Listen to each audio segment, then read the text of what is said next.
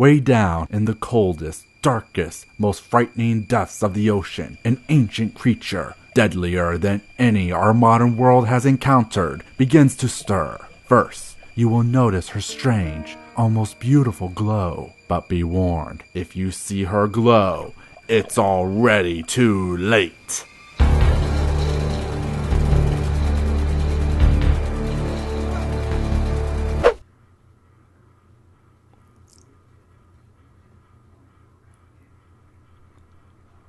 I love shark movies. Shark! We all become obsessed with that one animal growing up, that need to know everything about them because they're the coolest thing in the history of things. Wolves, snakes, dinosaurs, ponies, but for me, it was sharks. My passion for them had no bounds. Shark Week was a national holiday, and the shark edition of Zoo Books was my Bible.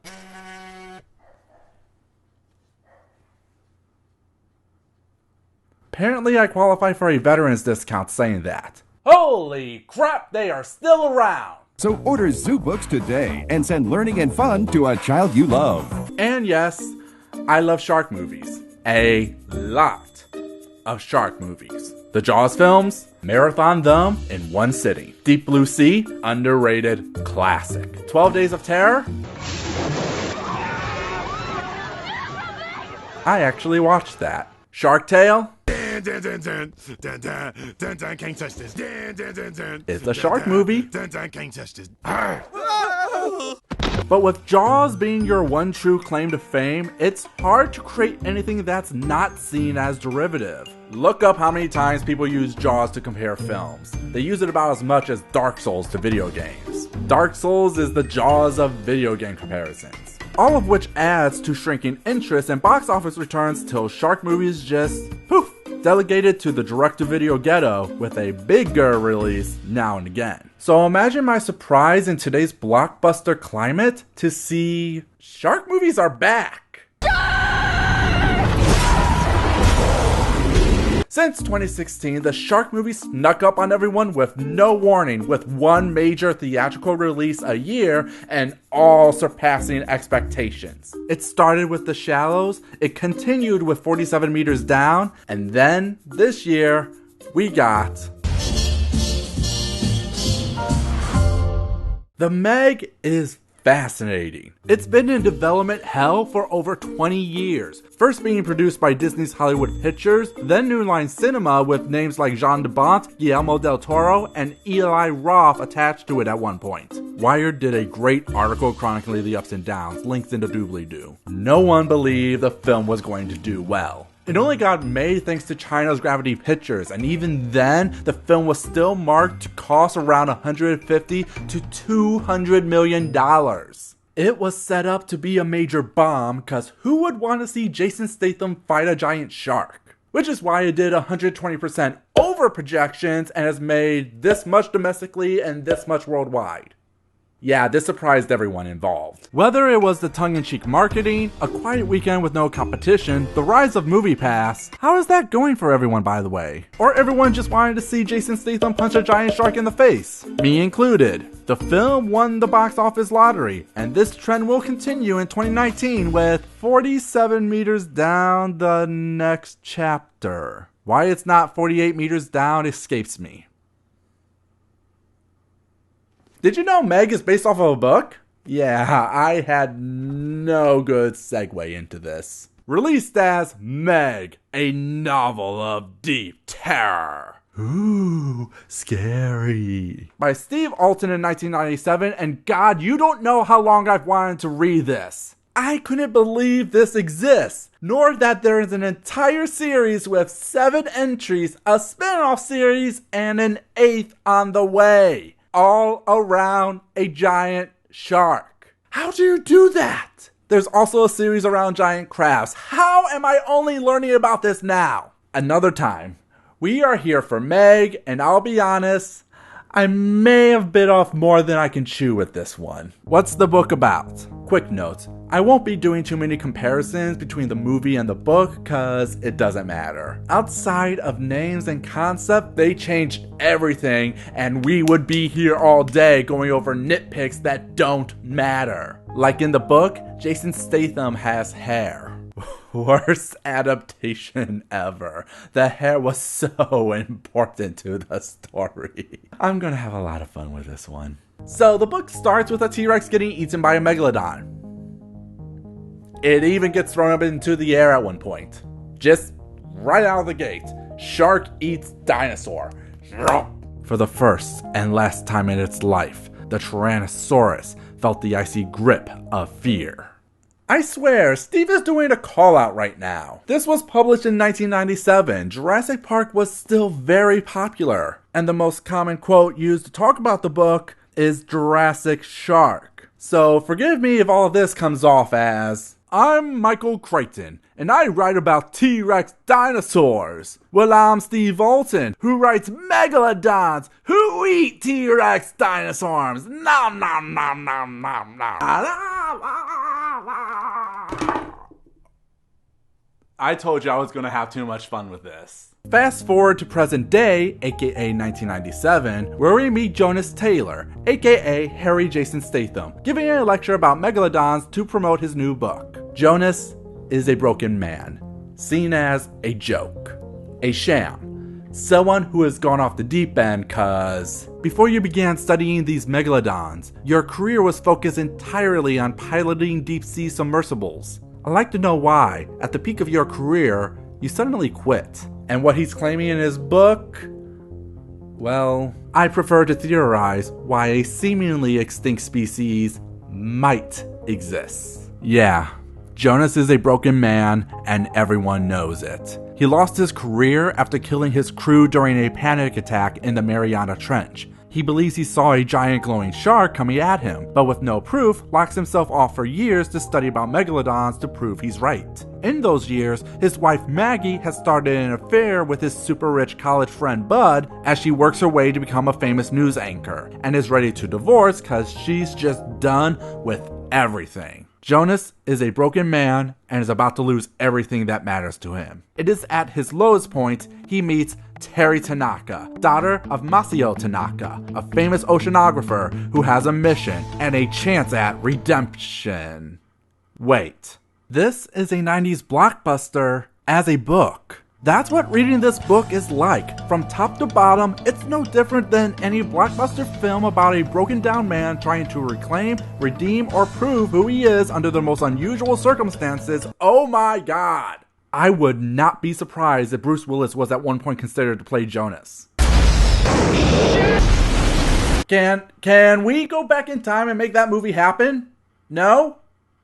Pope. All the archetypes are here. The washed up lead, the cheating wife, Terry the tomboy trying to prove her worth to her closed-minded father who becomes the love interest for Jonas based on that she's the only other woman of importance in the story. Wait, what? And of course, no one believes Jonas for a third of the book even though we're reading a book about a giant shark.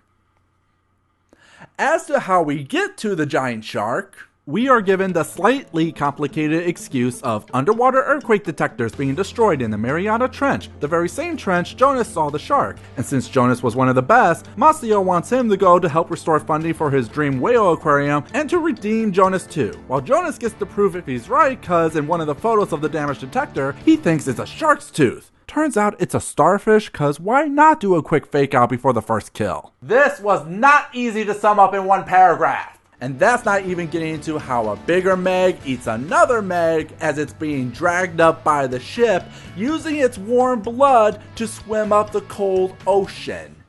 When you say it like that, it makes it sound silly. But that's how we get Jaws but bigger to eat people, and now it's up to Jonas, the only man who can stop him. What happens next is pure 90s gold. These are just a few of the scenes that happen. There's a chase scene between the shark and a surfer who, after surviving, asks a girl out on a date. An attack on a tourist boat holding a couple on their 10th anniversary. a character that attacks the shark in a nuclear submarine who says he's only 30 hours away from retirement.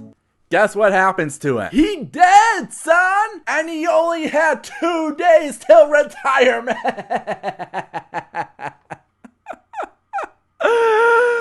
I love it! The fact the book plays a lot of these scenes with a straight face adds a lot to the appeal. With writing that's... what's the best way to say it? A simple Michael Crichton. The book does similar things like explaining interesting tidbits in science, but never goes into the same level of depth you would expect from a Crichton book. But it will repeat those facts over and over again because, boy, did you know the Meg is awesome?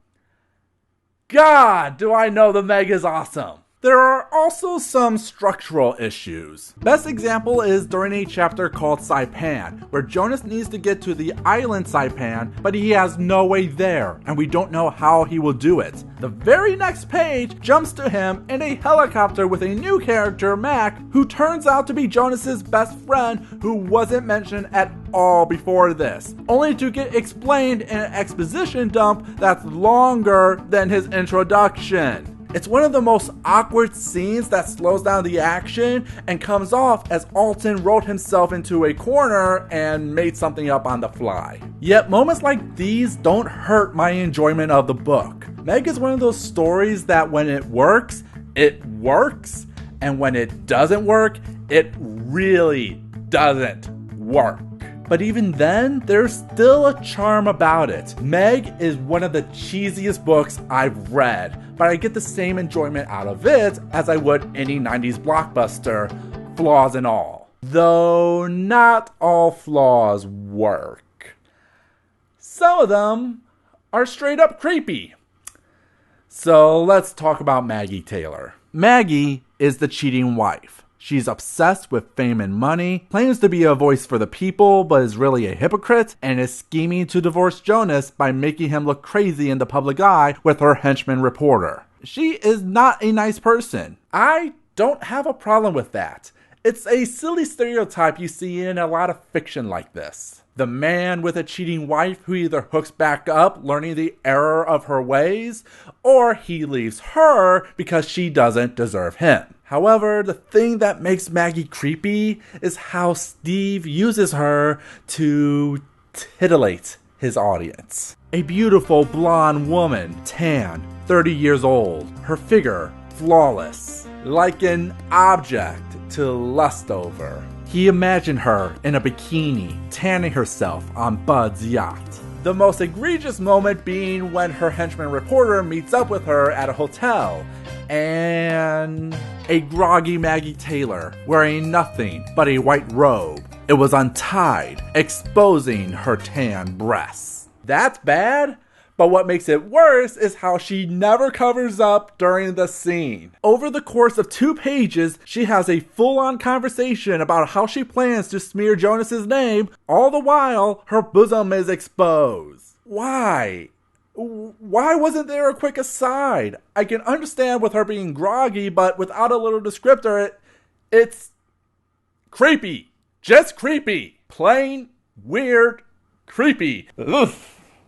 It's sad because the book does something I never thought it would do. So, Maggie dies, of course. She tries to dive in a tank to get footage of the Meg. Things go wrong, of course. She almost makes it, only for the Meg to grab her in the air, bites her at the waist, then in one of the most disturbing deaths, drowns her as Bud watches. Bud couldn't move, staring at the face of the devil that looked back at him, hovering 10 feet underwater. The creature appeared to be smiling, while Maggie, thrashing about, attempted to scream as she drowned in its grasp. The megalodon seemed to be toying with her. Then, something happens. Jonas sees the same thing from a helicopter and goes into a depression. He finds himself caught between so many mixed emotions, even when he learns about the henchman reporter. Yet, for a brief moment, God, Maggie, he thought, what did I do to ever make you so bitter, so unhappy? But Jonas knew in his heart. The long hours, the traveling, the long nights alone in his study, writing his books. Tears rolled down his cheeks. I really am sorry, Maggie. So sorry. At that moment, Jonas felt more love for his wife than he had over the last 2 years. Maybe I'm giving too much credit to this very quick scene,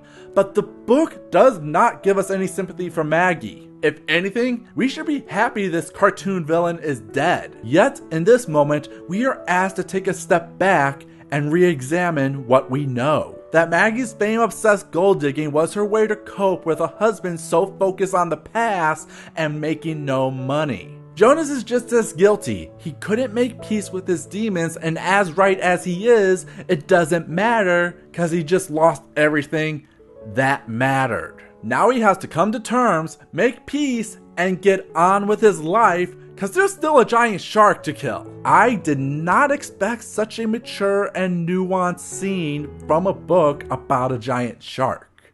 So why did she have her titties out in that one scene? That's the problem. It's how the book handles women, and Maggie gets the worst of it. They at times can be characters and people, and other times they are just objects to be desired. Terry the Tomboy is another example. She's your stereotypical, I can do anything a man can do. I've hit 16,000 twice. No problem. Not bad, admitted Jonas. Not bad for a woman, you mean? Hey, I meant not bad for anyone. Then later this. Terry Tanaka, clad only in a white string bikini, lay on a lounge chair on the upper deck facing the sun. Jonas sat in the shade, his eyes constantly returning to the woman, only to have her say out of nowhere she's in love with Jonas cause there is no good reason. The book never really focuses on the two developing a relationship, but they get together cause she's the one Jonas deserves. Ugh. There are even more quotes I haven't gotten to.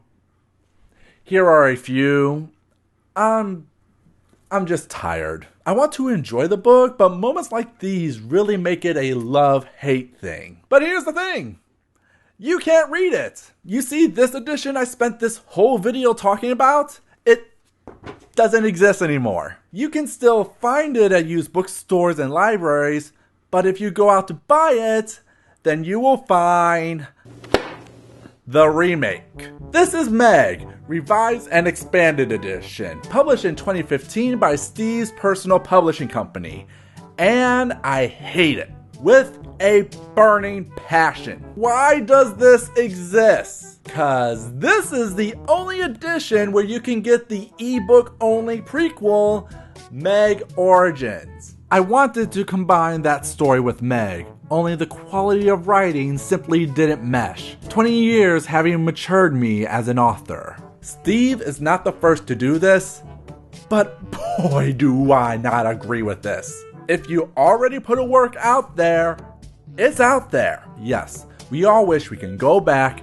do things differently, fix this, change that, but you take the lessons from your previous work and do it in your future works. Otherwise, you run the risk of losing what you had going in the first place. First off, the prequel story Origins, it's pointless. It's just an elongated prologue that works only for hardcore fans that read the 4 books written before it. It's a terrible intro to the series, spoiling storylines in later books that do not matter in this book. Oh hey, unrelated Jurassic World footage, what are you doing here? Hopefully nothing important. As well as that tired of retcon tropes, taking a wrong place, wrong time scenario and saying some guy named Paul made the Meg go after Jonas, setting the events of the story in motion. Paul is nowhere in the first book. The prequel is pointless. The rest of the remake does minor things. Chapters are streamlined, scenes are expanded, minor character names are changed, nothing too big. There is one good change, in that they introduce Mac, the helicopter best friend, earlier in the story, fixing that one awkward scene. That is the only good thing I have to say about this remake. Everything else is just a string of... what? Like night vision goggles. Cause the Mariana Trench is dark, you guys, and the characters wouldn't have been able to see in the original. So let's add a dozen plus lines of our characters fumbling with night vision goggles when it doesn't matter. Steve, did Neil deGrasse Tyson read and point out all the scientific inaccuracies and you felt you needed to fix them? Hey, did you know the Meg and T-Rex didn't live together? Don't worry, that was all a presentation during Jonas's lecture, like Alten's book trailers. So you don't need to nitpick. God, the cares I do not give. You're not a history book, Steve. I don't go to fiction to learn about facts, but to experience characters. And even then, there's added faux tension like having Jonas taken off the mission in one chapter, only to be reinstated by the next page, taking silly scenes and making them more ridiculous, like the surfer chase now happens during a contest. What? Trying to expand Jonas and Terry's relationship by literally saying, boy, we had so much sex off page, didn't we? Oh, so much sex off page. The best sex off page. The best sex off page. Now our relationship is real, yes, because we had sex off page. So much sex off page. Now it's totally relatable. Oh, and Maggie and Jonas have a heart-to-heart about the relationship that ruins the power the original had. And instead of having both breasts out, the remake only has one. She still doesn't cover up. Progress? A dozen lines about night vision goggles and not one of what? It still has issues with women. At this point, I'm just tired. And of all the things to change, the ending. The ending is the most magical piece of nonsense I've ever read, where Jonas lets the Meg eat his sub, getting out of the sub in the Meg's stomach, then crawls around in the stomach to where the heart is, takes a fossilized Meg tooth, cuts through the stomach, then stabs the heart with the tooth till it dies. It's art. See, the tooth is a symbol of Jonas's obsession. The book makes sure you know that. So having him use it to stab the heart of the creature of his obsession brings us thematically full circle, killing his literal demon. In the remake, he just blows it up. He gets eaten the same way, then lights the shark's stomach on fire, burning it on the inside, 'cause it's cool. Meg is a weird book. I did not think I would have so much to say about it, but here we are. It is one of the most ludicrous things I've ever read, with some serious issues, but with an ending that is just awesome. Plus just an amount of depth I would never have assumed this book would have. There's more to the Meg than meets the eye, but please, don't read the remake. It takes everything the original had, problematic flaws and all, and waters it down till you get a story that removes what made the original so fun. The original is better. Also, there are fewer printing errors. Like, more than you would expect. Okay, who is this publisher? So on top of all this, there's some shadiness with the publisher, but this video is long enough, so links in the doobly-doo if you're interested. Let's see, small independent company, optioning as major motion pictures, Meg greenlit, you clearly barely update this site, and is being developed as a theme park? What? What does that mean?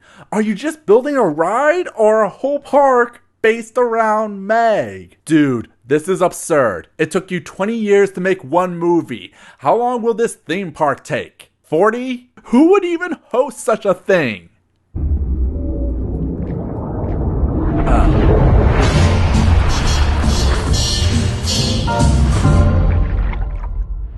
Baby shark doo doo doo doo doo doo, baby shark doo doo doo doo doo doo, baby shark doo doo doo doo doo doo, baby shark. Like the video, oh, oh, oh, like the video, oh, oh, oh, like the video, oh, oh, leave a comment and subscribe, subscribe, and click that bell.